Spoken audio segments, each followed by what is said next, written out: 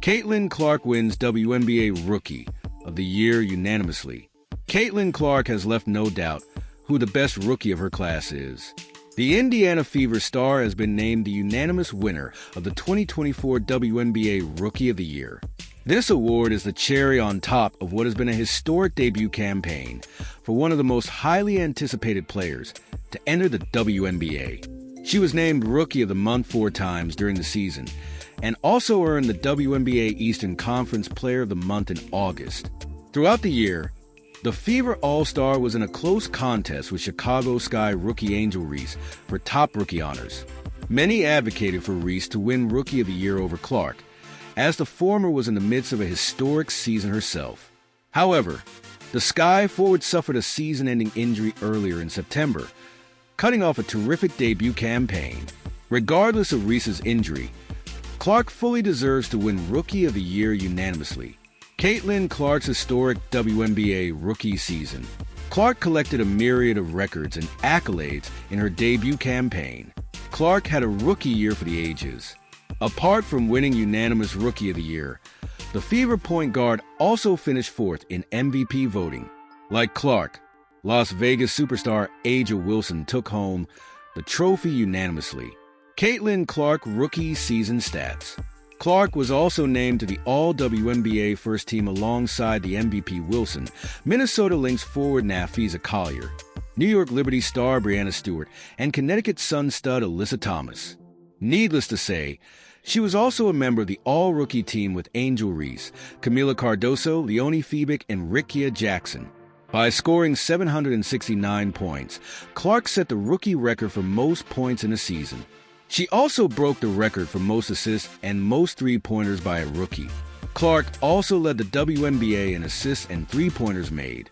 On July 6th, in a win over the number 1 seed New York Liberty, she became the first rookie ever to notch a triple-double.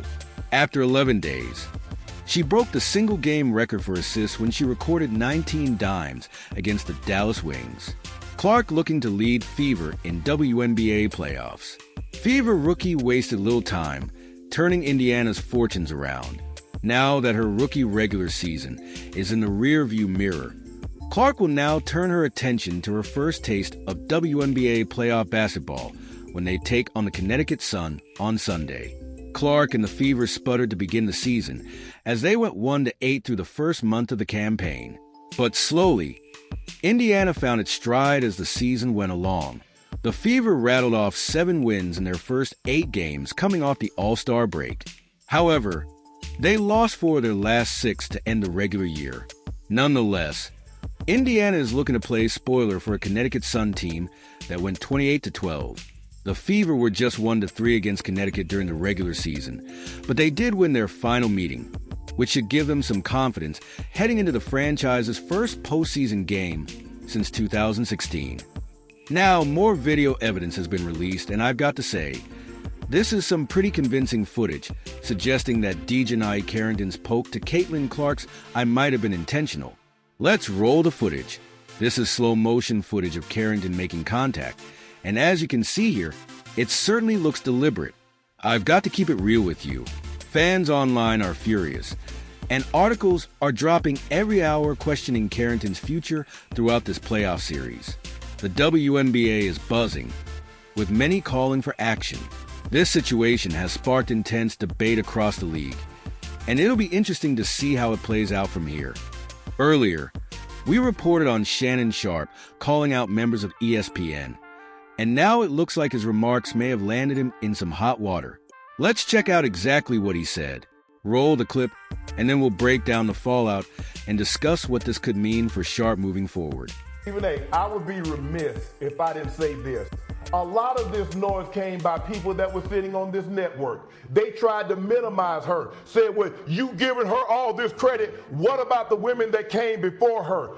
What the women came before her, what they did cannot be taken away. That ain't got nothing to do with Caitlin Clark. But there was a lot of people trying to make sure they keep Caitlin Clark in her place, because what you're doing, if you give her all this shine, you minimize what they done. You can't minimize what Maya Moore or Candace Parker or Lisa Leslie or Lauren Jackson or Diana Taurasi or Simone Augustus or any of the other great players. That Caitlin Clark, what she's doing doesn't minimize what they've done, but we should have been giving her the credit. We saw the ratings, we saw the merchandise sales, we saw the attendance, but y'all want to make it about something else. Oh, what about the women that laid the foundation? What about this? What about it? That ain't got nothing to do with Caitlin Clark. Caitlin Clark is box office. She's doing this. And instead of giving her credit, y'all tried to make it about, oh, y'all poo-pooing the old guard. Y'all never talked about the old guard like this. Nah, I ain't gonna let it slide. Caitlin Clark, unanimous Rookie of the Year. But what's even more impressive, she's first-team WNBA. First.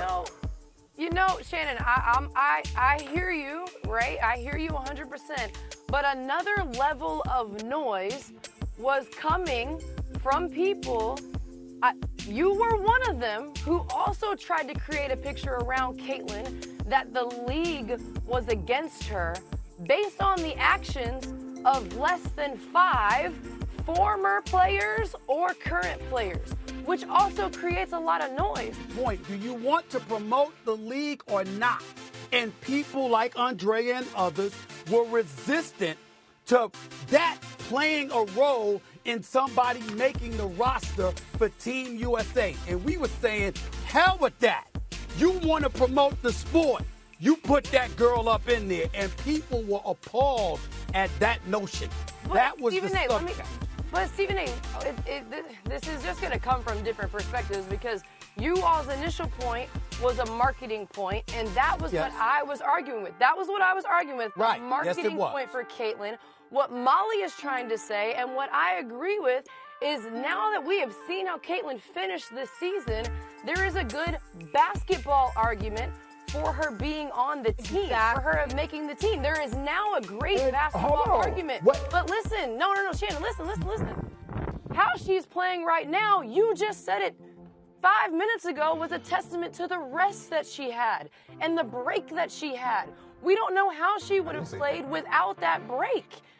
So we're saying Caitlin has now proven herself basketball-wise, but you all weren't making a basketball argument. You weren't making a basketball argument. We're not saying No, Andrea, I'm not going to let you do that. Go ahead, Andrea, I'm not going to let you make it seem like Caitlin Clark was averaging 5 points a game. At the time, she was still averaging 16 points a game, which was more than a lot of other guards that made the team.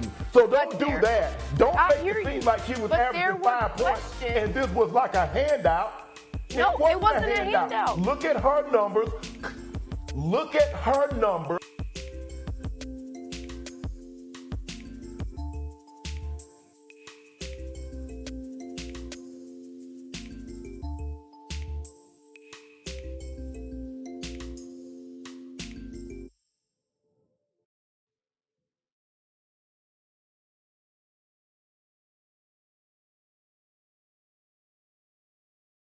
That's it. Thanks for watching, like, and subscribe for daily updates.